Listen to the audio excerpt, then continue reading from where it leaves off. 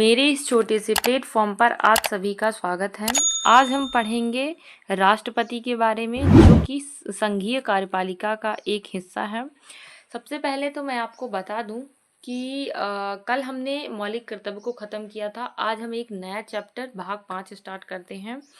इससे पहले मैं आपको ये कहना चाहूँगी कि प्लीज़ वीडियो को फुल वॉच करें। आप थोड़ा वीडियो देख के स्किप कर देते हैं, इससे आपको वीडियो में जो कंटेंट है, जो आपको समझाया गया है, वो आपको पूरी तरह समझ में नहीं आता और आप फिर बोलेंगे कि वीडियो में अच्छी चीज़ें नहीं हैं। तो प्लीज़ वीडियो को पूरा वॉच करें। उसके बाद वीडियो कैसे लगती है वो आप कमेंट सेक्शन में ज़रूर बताएं और वीडियो को लाइक, शेयर और सब्सक्राइब करें और जिन लोग को ज़रूरत है उन तक वीडियो को ज़रूर पहुँचाएँ। चलिए स्टार्ट करते हैं।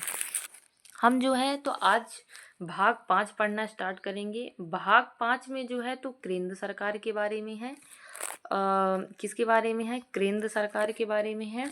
और केंद्र सरकार में आपको पता है कि 3 चीज़ें आती हैं। कार्यपालिका आता है, विधायिका और न्यायपालिका आती हैं। ठीक है, शॉर्ट में लिख दे रही हूँ क्योंकि स्पेस कम है। अब कार्यपालिका का जो आर्टिकल है वो आप लोग नोट डाउन कर लीजिएगा क्योंकि मुझे थोड़ा सा लिखने में प्रॉब्लम हो रही है। तो कार्यपालिका आर्टिकल 52 से 78 तक है, जिसमें राष्ट्रपति, उपराष्ट्रपति, मंत्रिपरिषद और प्रधानमंत्री आते हैं। कौन कौन आता है कार्यपालिका में? राष्ट्रपति, उपराष्ट्रपति, मंत्रिपरिषद और प्रधानमंत्री। विधायिका आर्टिकल 79 से लेकर जो है तो 123 तक है, इसमें लोकसभा और राज्यसभा आते हैं। और न्यायपालिका में सर्वोच्च न्यायालय है और इसका आर्टिकल है 124 से लेके 147 तक। ठीक है, अब यहाँ से स्टार्ट करते हैं। तो आर्टिकल 53 में क्या है कि भारतीय संघ की कार्यपालिका शक्ति राष्ट्रपति में निहित होगी। ये आर्टिकल 53 में बताया गया है। तो आर्टिकल 52 में सबसे पहले राष्ट्रपति के पद के बारे में बताया गया है कि हमारे देश में राष्ट्रपति जैसा कोई पद होगा। फिर 53 में बताया गया है कि जो संघ है उसकी कार्यपालिका शक्ति राष्ट्रपति में निहित होगी। ठीक है, भारत में संसदीय व्यवस्था को अपनाया गया है। अगर पूछ लिया जाए क्वेश्चन में कि भारत में किस व्यवस्था को अपनाया गया है, तो संसदीय व्यवस्था को अपनाया गया है। और मंत्रिपरिषद किसके प्रति उत्तरदायी होती है? तो लोकसभा के प्रति उत्तरदायी होती है। और राष्ट्रपति नाम मात्र की कार्यपालिका है और प्रधानमंत्री और उसका मंत्रिमंडल वास्तविक कार्यपालिका है। इसको मैं आपको समझा देती हूँ। पहली चीज कि संसदीय व्यवस्था को अपनाया गया है का मतलब क्या होता है कि जैसे हमारे यहाँ से जो एमएलए और सांसद चुन के जाते हैं उनको हम क्या बोल देंगे? उनको हम बोल देते हैं विधायिका। ठीक है, उनमें से जो मंत्री बनते हैं उनको हम कार्यपालिका बोल देते हैं। तो सबसे पहले तो आपको ये पता है कि संसदीय व्यवस्था को अपनाया गया है क्योंकि लोकसभा और राज्यसभा है। उसके बाद जो होता है इसमें बोला गया है कि मंत्रिपरिषद लोकसभा के प्रति उत्तरदायी। मंत्रिपरिषद में वही जो मंत्री लोग होते हैं वो लोकसभा के प्रति उत्तरदायी ही तो होते हैं, क्योंकि अगर मंत्रिपरिषद जो होती है अगर उसको लोकसभा में बहुमत प्राप्त नहीं होता है तो वो गिर जाती है। तो यानी कि मंत्रिपरिषद लोकसभा के प्रति उत्तरदायी होती है। और राष्ट्रपति को नाम मात्र की कार्यपालिका इसलिए बोलते हैं क्योंकि राष्ट्रपति अपनी मर्जी से काम नहीं करता है। वो सिर्फ और सिर्फ प्रधानमंत्री और उसके मंत्रिमंडल जो उसे सलाह देते वही काम करते हैं। हालांकि राष्ट्रपति के पास कुछ स्वाभाविक शक्तियां दी गई हैं, यानी कि कुछ ही मामलों में दी गई है, लेकिन ज़्यादातर जो है हिस्सा पावर का वो राष्ट्रपति के हाथ में है और वही उसकी वास्तविक शक्ति का प्रयोग करता है। इसीलिए राष्ट्रपति को नाम मात्र कहा गया है। अब राष्ट्रपति आर्टिकल 52 में दिया गया है। राष्ट्रपति देश का संवैधानिक प्रधान होता है, भारत का प्रथम नागरिक होता है। ये 2 चीज़ आप याद रखेंगे। राष्ट्रपति की योग्यता के बारे में आर्टिकल 58 में बताया गया है। अब योग्यता क्या क्या है? तो योग्यता भारत का नागरिक हो और भारत का नागरिक हो।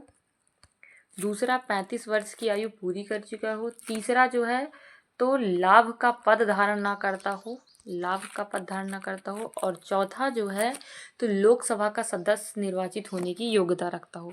प्लीज़ थोड़ा सा हैंड राइटिंग में दिक्कत है तो आप इसको समझ लीजिएगा, मैं बोल दे रही हूँ, बाकी इसमें पीडीएफ में तो चीज़ें लिखी हैं।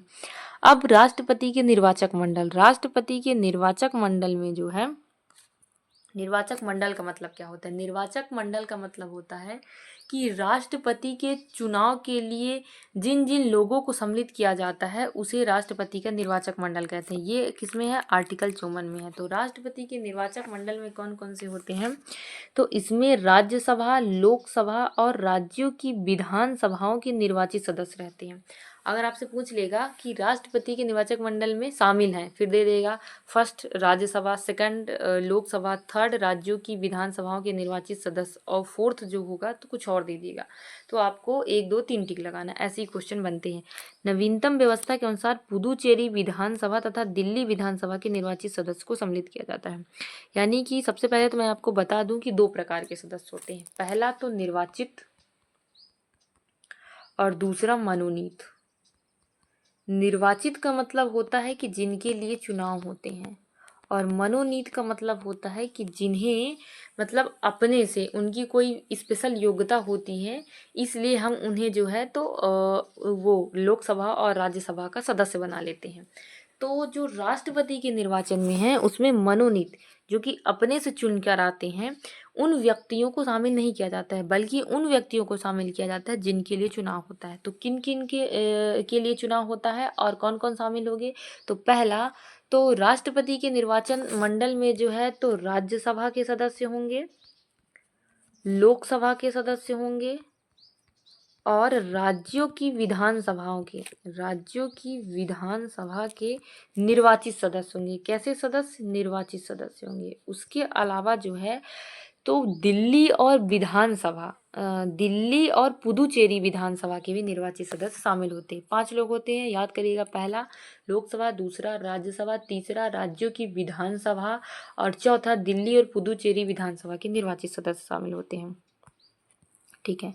अब राष्ट्रपति पद के उम्मीदवार के लिए निर्वाचक मंडल में 50 सदस्य प्रस्तावक और 50 सदस्य अनुमोदक होने चाहिए। यानी कि अगर कोई व्यक्ति राष्ट्रपति पद के लिए अपना दाखिला भी दायर करता है कि हम राष्ट्रपति पद के लिए खड़े होंगे, उम्मीदवार बनेंगे, उसके लिए 50 प्रस्तावक और 50 अनुमोदक होना चाहिए। यानी कि जैसे कोई व्यक्ति राष्ट्रपति के लिए अपना पंजीयन दर्ज करता है कि हम राष्ट्रपति का चुनाव लड़ेंगे, उसमें भी 50 व्यक्ति साथ होने चाहिए और उस चीज़ का अनुमोदन कि हाँ ये सही है, ये 50 व्यक्ति करना चाहिए। तो आपको याद रखना है कि 50 प्रस्तावक और 50 अनुमोदक होने चाहिए।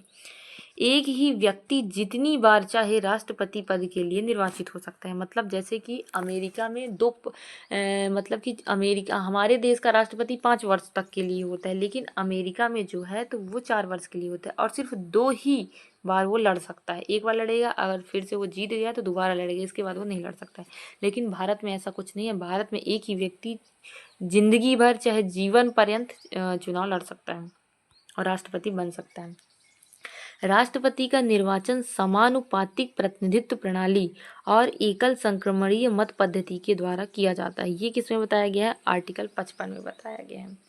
समानुपातिक प्रतिनिधित्व प्रणाली और एकल संक्रमणीय मत पद्धति का मतलब क्या होता है कि जैसे कि जो होते हैं कि हमें चुनाव में वरीयता तय करना पड़ता है। जैसे कि अगर एक व्यक्ति ये है, दूसरा व्यक्ति ये है और तीसरा व्यक्ति ये है और कोई व्यक्ति वोट डालने जाता है तो वो उसको वरीयता का मतलब होता है कि फर्स्ट नंबर पर किसे रखेगा। जैसे कि वो फर्स्ट नंबर पर इसे रख लिया और सेकंड नंबर पर इसे रख लिया और थर्ड नंबर पर इसे रख लिया। तो सबसे पहले जो है तो फर्स्ट नंबर का जितने भी लोग हैं वो मतलब उनकी पहली पसंद क्या है, तो पहली पसंद अगर ये दूसरा नंबर वाला व्यक्ति होगा तो इसकी चुनाव की मतगणना होगी और ये अगर सबसे ज़्यादा वोट पा जाएगा तो ये मतलब जीता हुआ माना जाएगा। अगर ये नहीं पाता है तो इस व्यक्ति को हटा दिया जाएगा और इसके जो वोट हैं तो इसको दे दिए जाएंगे और इसके बाद ये व्यक्ति जो है तो इसके मत की गणना होती है। यही बोला गया है कि इसी को कहा गया है कि समानुपातिक प्रतिनिधित्व की एकल संक्रमणीय मत पद्धति। ठीक है, तो आ जाएगा कि राष्ट्रपति की चुनाव पद्धति क्या है? एकल संक्रमणीय मत पद्धति, और ये आर्टिकल 55 में बताया गया है। अब राष्ट्रपति के निर्वाचन से संबंधित विवादों का निपटारा उच्चतम न्यायालय के द्वारा किया जाता है। किसके द्वारा किया जाएगा? उच्चतम न्यायालय के द्वारा किया जाएगा। ठीक है। राष्ट्रपति पद ग्रहण की तिथि से 5 वर्ष की अवधि तक पद धारण करेगा। कब तक? 5 वर्ष की अवधि तक पद धारण करेगा और अपने पद की समाप्ति के बाद भी वह पद पर तब तक बना रहता है जब तक कि उसका उत्तराधिकारी पद ग्रहण नहीं कर लेता। ये आर्टिकल 56 में बताया गया। यानी कि 5 वर्ष तक तो रहेगा, लेकिन अगर उसका कोई उत्तराधिकारी नहीं है, अभी कोई नया राष्ट्रपति चुनकर नहीं आया है, तो वो जब तक उत्तराधिकारी नहीं आ जाता तब तक पद धारण करेगा। ये आर्टिकल 56 में बताया गया है। अब राष्ट्रपति जो होता है वो किसके सामने शपथ लेता है? तो राष्ट्रपति जो है वो लेता है उच्च मतलब सर्वोच्च न्यायालय के सुप्रीम कोर्ट के मुख्य न्यायाधीश के समक्ष, सुप्रीम कोर्ट के मुख्य न्यायाधीश के समक्ष जो होता है वो शपथ लेता है। अगर सुप्रीम कोर्ट का मुख्य न्यायाधीश नहीं है तो वह वरिष्ठ न्यायाधीश, वरिष्ठ न्यायाधीश का मतलब होता है कि जो सुप्रीम कोर्ट के मुख्य न्यायाधीश के नीचे, उसके नीचे जो पोस्ट पे जो न्यायाधीश होंगे उनके सम्मुख जो है वो शपथ लेगा। ठीक है। अब राष्ट्रपति निम्न दशाओं में 5 वर्ष से पहले भी पद त्याग सकते हैं। जैसे राष्ट्रपति का चुनाव तो हो गया कितने वर्षों के लिए, 5 वर्षों के लिए, लेकिन वो 5 वर्ष से पहले भी अगर पद त्याग करना चाहे तो वो पद त्याग कर सकता है। अब कैसे कैसे पद त्याग सकता है, तो उपराष्ट्रपति को संबोधित अपने त्याग पत्र के द्वारा, यह त्याग पत्र उपराष्ट्रपति को संबोधित किया जाएगा। यानी कि पहला तो ये त्याग पत्र दे दे, त्याग पत्र जिसको आप बोलते हैं कि नहीं रेजिग्नेशन लेटर, वो होता है, उसे क्या बोलेंगे, त्याग पत्र कहते हैं। तो अगर वो व्यक्ति त्याग पत्र दे दे, अब किसको देगा, उपराष्ट्रपति को देगा। ठीक है। अब उपराष्ट्रपति इसकी सूचना किसको देगा, लोकसभा अध्यक्ष को देगा। ये 56(2) में कहा गया है। दूसरा महाभियोग के द्वारा। अब महाभियोग क्या होता है, महाभियोग के बारे में किस में बताया गया, आर्टिकल 61 में बताया गया है। इस चीज को आप याद रखेंगे। और महाभियोग के लिए केवल एक ही आधार है जो अनुच्छेद 61(1) में उल्लेखित है, क्या है, संविधान का अतिक्रमण। यानी कि महाभियोग का मतलब उसको हटा दिया जाएगा। हटा दिया जाएगा क्यों, उसने संविधान का अतिक्रमण किया है, यानी संविधान का पालन नहीं किया है तो उसे हटा दिया जाएगा। पहली चीज तो वह त्याग पत्र दे दे, दूसरा कि वह उस पर महाभियोग लग जाए। ठीक है। तो अब हम महाभियोग के बारे में पढ़ते हैं। राष्ट्रपति पर महाभियोग। राष्ट्रपति द्वारा संविधान के प्रावधान का उल्लंघन पर संसद की किसी सदन द्वारा उस पर महाभियोग लगाया जाएगा। महाभियोग कैसे लगाया जाएगा, अगर राष्ट्रपति संविधान का उल्लंघन करता है तो संसद के सदन के द्वारा महाभियोग लगाया जाएगा, परंतु इसके लिए आवश्यक है कि राष्ट्रपति को 14 दिन पहले लिखित सूचना दी जाए। ऐसा नहीं है कि आप संसद के सदस्य मिलकर उस पर महाभियोग लगा देंगे, पहले राष्ट्रपति को सूचना देंगे कि हम आपके प्रति महाभियोग लाएंगे। कितने दिन पहले, 14 दिन पहले, जिस पर उस सदन के 1/4 सदस्यों के हस्ताक्षर हों। 1/4 व्यक्ति हस्ताक्षर भी करे कि हाँ हम महाभियोग लाना चाहते हैं। संसद के उस सदन में जिसमें महाभियोग का प्रस्ताव पेश है कि 2/3 सदस्यों द्वारा पारित कर देने पर प्रस्ताव दूसरे सदन में जाएगा, तब दूसरा सदन राष्ट्रपति पर लगाए गए आरोपों की जांच करेगा या फिर कराएगा। ऐसी जांच में राष्ट्रपति के ऊपर लगाए गए आरोपों को सिद्ध करने वाला प्रस्ताव 2/3 बहुमत से पारित हो जाता है, तब राष्ट्रपति पर महाभियोग की प्रक्रिया पूरी समझी जाएगी और उसी तिथि से राष्ट्रपति को पदत्याग करना होता है। इसको मैं आपको पूरा समझा देती हूँ। जैसे कि अगर राष्ट्रपति पर महाभियोग लगाना है, ठीक है, महाभियोग लगाना है तो संसद के 1/4 सदस्य, कितने सदस्य, 1/4 जो सदस्य हैं, 1/4 जो सदस्य हैं वो क्या करेंगे कि राष्ट्रपति को 14 दिन पहले सूचित करेंगे कि हम आपके विरुद्ध जो है तो महाभियोग लाएंगे। ठीक है। महाभियोग जिस सदन में, 2 सदन होते हैं, लोकसभा और राज्यसभा, तो जिस भी सदन में, अगर जैसे वो लोकसभा में आ गया, लोकसभा में 1/4 सदस्य ने हस्ताक्षर किया कि हम महाभियोग लाएंगे और इसकी सूचना 14 दिन पहले राष्ट्रपति को दे दी। अब लोकसभा में वो प्रस्ताव आया है तो 2/3 बहुमत से ये प्रस्ताव पास होगा। ठीक है, 2/3 बहुमत से प्रस्ताव पास हुआ और ये प्रस्ताव जो है तो अब कहाँ चला गया, राज्यसभा में चला गया। अब राज्यसभा जो राष्ट्रपति पर की संविधान का उल्लंघन किया है उस आरोप की जांच करेगी, खुद करेगी या समिति के माध्यम से कराएगी। अगर जांच करने के बाद ये चीज़ सही पाई जाती है कि हाँ उसने मतलब संविधान का उल्लंघन किया है और ये प्रस्ताव 2/3 बहुमत से पास हो जाता है राज्यसभा में भी, तो राष्ट्रपति उसी दिन से जो है अपना पद त्याग करता है और उसे पद त्याग करना पड़ता है। ठीक है। क्या क्या, फर्स्ट चीज हो जाएगा कि संसद जिस सदन में प्रस्ताव, मतलब संसद के 1/4 सदस्य जो होते हैं तो के हस्ताक्षर के द्वारा महाभियोग लाया जाता है और इसकी सूचना 14 दिन पहले राष्ट्रपति को दी जाती है। जिस सदन में प्रस्ताव पेश हुआ है उसके 2/3 सदस्य के द्वारा अगर पास हो जाता है तो दूसरे सदन में जाएगा, दूसरे सदन के लोग मतलब जांच करेंगे या जांच करवाएंगे। अगर जांच में सही पाया जाता है और 2/3 बहुमत से वो प्रस्ताव वहां भी पास हो जाता है तो राष्ट्रपति को पद त्याग करना पड़ता है। राष्ट्रपति की रिक्ति को 6 महीने के अंदर भरना होता है। अगर राष्ट्रपति का पद रिक्त है यानी कई कारणों से रिक्त हो सकता है, त्याग पत्र दे दिया हो या कहीं बाहर गया या मृत्यु हो जाए, तो 6 महीने के अंदर उसके पद को भरना पड़ता है। जब राष्ट्रपति पद की रिक्ति पदावधि यानी 5 वर्ष की समाप्ति से हुई है, तो निर्वाचन पदावधि की समाप्ति के पहले ही कर लिया जाता है। जैसे कि अगर राष्ट्रपति की पद अवधि 5 वर्ष पूरी हो गई है, अगर उसके पद की समाप्ति 5 वर्ष पूरे होने से हो रही है, तो 5 वर्ष पूरे होने से पहले ही नए राष्ट्रपति को चुन लिया जाता है। किंतु यदि उसे पूरा करने में कोई विलम्ब हो जाता है, लेकिन अगर चुनाव नहीं हो पाए, कोई विलम्ब हो गया, तो राज अंतराल ना होने पाए यानी कि राष्ट्रपति का पद खाली ना होने पाए, इसीलिए यह बंद है कि राष्ट्रपति अपने पद अवधि की समाप्त हो जाने पर भी तब तक पद पर बना रहेगा जब तक कि उसका उत्तराधिकारी नहीं आ जाता। क्या है, जैसे राष्ट्रपति के 5 वर्ष पूरे हो गए, अब किसी कारणवश वैसे तो चुनाव हो जाता है, लेकिन अगर किसी कारणवश चुनाव नहीं हुआ तो राष्ट्रपति तब तक पद पर बना रहेगा जब तक कि उसका उत्तराधिकारी नहीं आ जाता। ऐसी दशा में उपराष्ट्रपति राष्ट्रपति के रूप में कार्य नहीं करेगा। जैसे कि बताया गया है, अभी आपने ऊपर ही पढ़ा था कि अगर राष्ट्रपति की रिक्त है तो उपराष्ट्रपति उसका पद धारण करेगा, लेकिन अगर पद की समाप्ति 5 वर्ष हो गई है लेकिन फिर भी नए उत्तराधिकारी का चुनाव नहीं हो पाया है, इस स्थिति में उपराष्ट्रपति राष्ट्रपति के रूप में कार्य नहीं करेगा। अब अन्य आकस्मिकताओं में राष्ट्रपति के कृत्यों का निर्वहन, ये किसमें दिया गया है, आर्टिकल 17 में दिया है। ठीक है, जब राष्ट्रपति उपराष्ट्रपति दोनों का पद रिक्त हो तो ऐसी आकस्मिकताओं में अनुच्छेद 70 राष्ट्रपति के कृत्यों का निर्वहन करता है। अगर आ जाए कि अगर राष्ट्रपति उपराष्ट्रपति दोनों का पद रिक्त है तो राष्ट्रपति के कृत्यों का निर्वहन किस आर्टिकल के तहत किया जाता है, तो आर्टिकल 70 के तहत। इसके अनुसार संसद जैसा उचित समझे वैसा उपबंध कर सकती है। ठीक है, और यदि उपराष्ट्रपति भी किसी कारणवश उपलब्ध, जैसे राष्ट्रपति का पद खाली हुआ, ठीक है, राष्ट्रपति नहीं है तो उपराष्ट्रपति उसका कार्य कर दिया, मतलब उपराष्ट्रपति उसके पद पर आ गया। अगर उपराष्ट्रपति भी नहीं है तो सुप्रीम कोर्ट का मुख्य न्यायाधीश आएगा। अगर सुप्रीम कोर्ट का मुख्य न्यायाधीश भी नहीं है तो सुप्रीम कोर्ट का वरिष्ठ न्यायाधीश उसके कार्य को करेगा। ठीक है, ये भी आप याद रखेंगे। अब राष्ट्रपति के वेतन एवं भत्ते।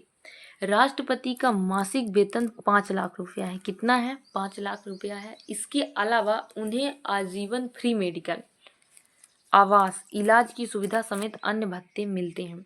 राष्ट्रपति का वेतन जो होगा वो टैक्स से मुक्त होता है, इसको भी आप याद रखेंगे। भारत के राष्ट्रपति और उनकी पत्नी दुनिया भर में कहीं मुफ्त में यात्रा कर सकते हैं। राष्ट्रपति के पास 5 लोगों का सेक्रेटेरियल होता है, सेक्रेटेरियल। राष्ट्रपति के कार्यकाल के दौरान उसके वेतन और भत्ते में किसी प्रकार की कमी नहीं की जाती। राष्ट्रपति को अवकाश ग्रहण के बाद पेंशन के रूप में 1.5 लाख रुपए प्रतिमाह मिलता है। साथ ही स्टाफ पर खर्च करने के लिए 60,000 रुपये महीना अलग से मिलता है। ठीक है, तो यहाँ पर आपने क्या क्या जाना राष्ट्रपति के वेतन और भत्ते के बारे में। पहला तो उसे 5 लाख रुपए जो है तो वेतन मिलेगा। दूसरा, उसे फ्री मेडिकल मिलेगा, इलाज की सुविधा मिलेगी, आवास मिलेगा। फिर आपने ये भी जाना कि टैक्स से मुक्त होता है उसका पैसा। फिर राष्ट्रपति और उसकी पत्नी कहीं भी घूमने जा सकते हैं, और जब वो कार्य कर रहा हो तब वेतन और भत्ते में किसी प्रकार की कमी नहीं की जा सकती है। उसके अलावा राष्ट्रपति और उनकी पत्नी दुनिया में कहीं भी फ्री में यात्रा कर सकते हैं। अगर वो पेंशन आ जाते हैं तो उन्हें 1.5 लाख रुपए पर महीना मिलता है और 60,000 रुपये स्टाफ पर खर्च करने के लिए मिलता है। चलिए मैं आपको एक बार पूरा रिविज़न करा देती हूँ साथ में। पहला तो हमने ये जाना कि हमारे देश में राष्ट्रपति के पद के बारे में आर्टिकल 52 में बताया गया है। फिर आर्टिकल 53 में बताया गया है कि संघ की कार्यपालिका शक्ति राष्ट्रपति में निहित होगी। उसके बाद जो है तो राष्ट्रपति के निर्वाचक मंडल के बारे में आर्टिकल 54 में बताया गया है। आपके निर्वाचक मंडल में जो होता है तो लोकसभा, राज्यसभा और राज्यों की विधानसभाओं के निर्वाचित सदस्य शामिल होते हैं। साथ ही साथ जो है तो दिल्ली और पुदुचेरी विधानसभा के भी निर्वाचित सदस्य शामिल होते हैं, मनोनीत सदस्य शामिल नहीं होते हैं। राष्ट्रपति के लिए अगर उम्मीदवारी करनी है, मतलब खड़े होना है राष्ट्रपति पद के लिए, 50 प्रस्तावक और 50 अनुमोदक होना चाहिए। भारत के राष्ट्रपति चाहे जितनी बार वह राष्ट्रपति पद के लिए निर्वाचित हो सकता है। अब राष्ट्रपति पद के लिए योग्यता क्या होनी चाहिए? तो योग्यता होनी चाहिए कि भारत का नागरिक हो, 35 वर्ष की आयु पूरी कर चुका हो और लाभ का पद धारण करता हो और लोकसभा का सदस्य चुने जाने की योग्यता रखता है। और ये बात आर्टिकल 58 में कही गई है। अब राष्ट्रपति का निर्वाचन किस पद्धति के द्वारा कहा गया है? तो ये आर्टिकल 55 में जो है तो समानुपातिक प्रतिनिधित्व की एकल संक्रमणी मत पद्धति के द्वारा किया जाता है। राष्ट्रपति के संबंधित अगर कोई विवाद होता है तो वो सर्वोच्च न्यायालय जो होता है, जिसको हम उच्चतम न्यायालय कहते हैं, वो जो है तो निपटारा करता है। राष्ट्रपति जो होता है तो पद ग्रहण की तारीख से मतलब उसका कार्यकाल 5 वर्ष का होता है। ये आर्टिकल 56 में बताया गया है। अगर राष्ट्रपति जो है तो 5 वर्ष की अवधि समाप्त हो जाने पर उसका जो पद जो है वो तब तक धारण करेगा जब तक कि उसका उत्तराधिकारी पद ग्रहण नहीं कर लेता है।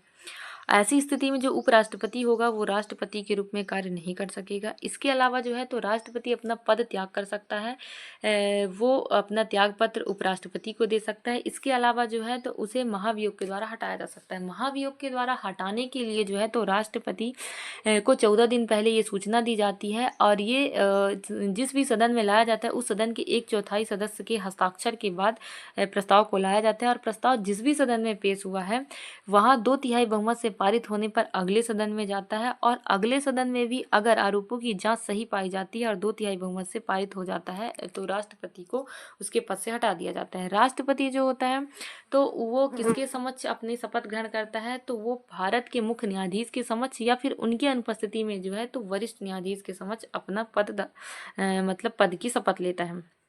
उसके अलावा राष्ट्रपति के महाभियोग के बारे में जो है तो आर्टिकल 61 के बारे में बताया गया है। अगर राष्ट्रपति नहीं है तो उपराष्ट्रपति, अगर उपराष्ट्रपति नहीं है तो भारत का मुख्य न्यायाधीश और भारत का मुख्य न्यायाधीश भी नहीं है तो वरिष्ठ न्यायाधीश जो है तो उसके पद को ग्रहण करता है। और आज आपका ये बेसिक चीज़ें कंप्लीट हो गई हैं तो मैं कुछ आर्टिकल बता दूं, उन आर्टिकल को आप याद रखिएगा। आर्टिकल 52 में जो है तो राष्ट्रपति के पद के बारे में बताया गया है। आर्टिकल 53 में संघ की कार्यपालिका शक्ति राष्ट्रपति में निहित होगी और आर्टिकल 54 में जो है तो राष्ट्रपति के निर्वाचक मंडल के बारे में बताया गया है और आर्टिकल 55 में निर्वाचन की पद्धति के बारे में बताया गया है और 56 में जो है तो पदावधि के बारे में बताया गया है और 58 में जो है तो राष्ट्रपति की योग्यता के बारे में बताया गया है और महाभियोग जो है तो राष्ट्रपति का 61 में आर्टिकल 61 में बताया गया है। ठीक है, इन आर्टिकल को आप अच्छे से एकदम याद कर लीजिएगा और जो भी आपको समझ में ना आया हो वो आप कमेंट सेक्शन में जाके पूछ सकते हैं। Thank you so much. जय हिंद, जय भारत।